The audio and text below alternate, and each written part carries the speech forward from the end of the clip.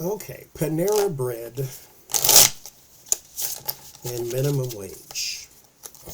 So here's the story. So Gavin Newsom was trending the other day because they were drawing a connection between him and Panera Bread. The guy who owns Panera Bread is a contributor to Gavin Newsom's campaigns and so forth and so forth. And California just had a FAST Act, is what they called it, I believe, where the fast food workers' minimum wage was bumped up to $20 an hour, which is where everybody should be federally anyway, because you can't survive anymore on $7.25, which is an embarrassment. So we have there in California $20 an hour for fast food workers. Well, Panera Bread was then exempt from such a thing, and then people were saying, well, he's exempt from such a thing because Gavin Newsom, the governor of California, basically gave him the sweetheart deal.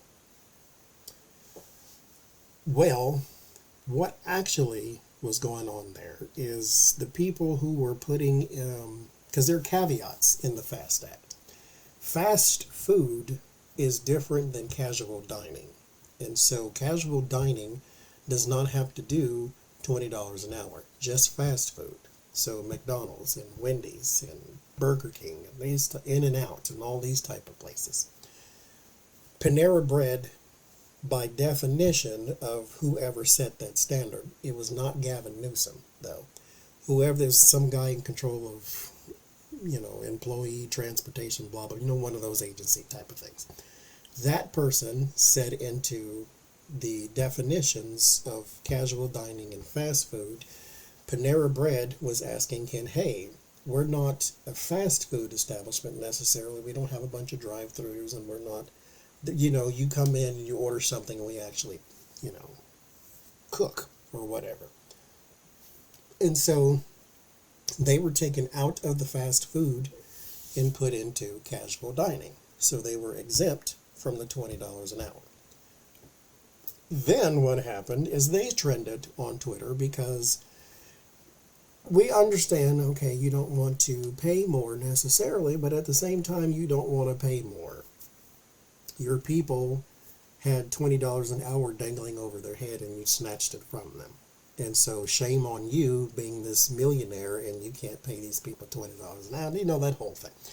And so now Panera Bread has changed its mind, and they now are opting into the $20 an hour. Now, that sounds cute. But let me tell you, from my own experience of 20 whatever years in retail management, this is what happens. When you make $10 an hour, I'll give you 40 hours a week. If you make $15 an hour, I'll give you 38 hours a week. If you make $20 an hour, I'm going to give you 30 hours a week. It's going to go down because I have to pay you more. If I'm not making record profits, even if I am, I still don't want to pay it all to you. Because guess what? You're going to do this job or you're not, and then I'm just going to hire somebody else. Making more in retail, I'm just talking retail, in fast food and these places, making more sounds nice, but they don't come off the money that easily. They always cut the hours to make up for the loss in revenue. And so my question is, what is Panera Bread's plan going forward? Are they going to take this out on the workers? Or are they going to just honor it and pay full blast 20 hours, 40 hours a week, benefits, the whole bit? How will this affect the workers of Panera Bread?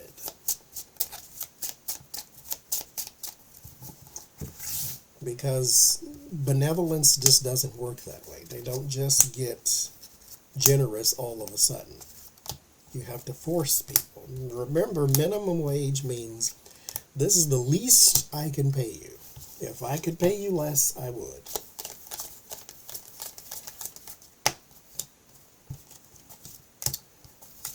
Now there's a guy, he's a Republican too, at that, so keep that in mind.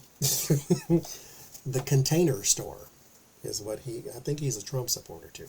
But back in the day, when minimum wage was $7.25, his minimum wage, I think at the time, was $14 or $15, maybe even 16. It was somewhere around in there.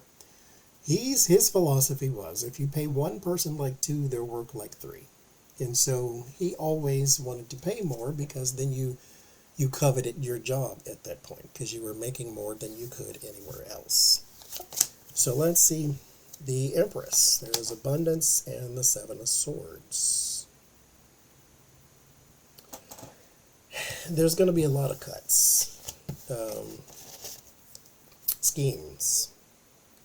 The Empress is fertility. It's abundance. It expands. It brings something new into the world. And there's the Seven of Swords. Seven of Swords is schemes and scams. Taking something, of subtracting, eating something away. So you have an abundance of taking or an abundance of cutting. There's the Page of Swords, negative news. The Fool, there's beginnings to something. Something's going to get cut. The Star that fell out at first, here it is again. So we're talking the future. Bad news in the future. This is not a good thing going forward for the company as far as the way they will interact with the employees there. The Six of Pentacles.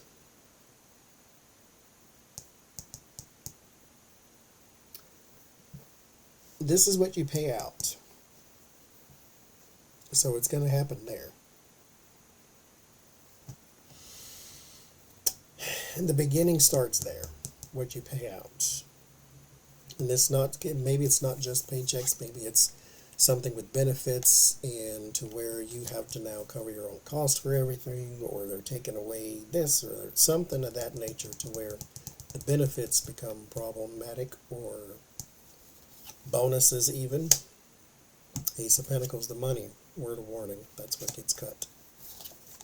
The King of Pentacles, the rich man. Knight of Pentacles. This could be two, and then you have the Ten of Pentacles, yeah. All the Pentacle cards. It's money that gets cut. People as well, so you may have a reduction in workforce over here with the Knight of Pentacles, people who do things. And this may not impact the stores as much, or the shops, or whatever they call them, the eateries. This may be bigger titles, so more up on the chain may get a lot of cuts too, to where you're cutting some of the people middle and up.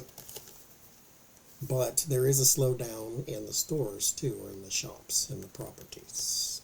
So there will be a cut in the hours, or a cut in something like that.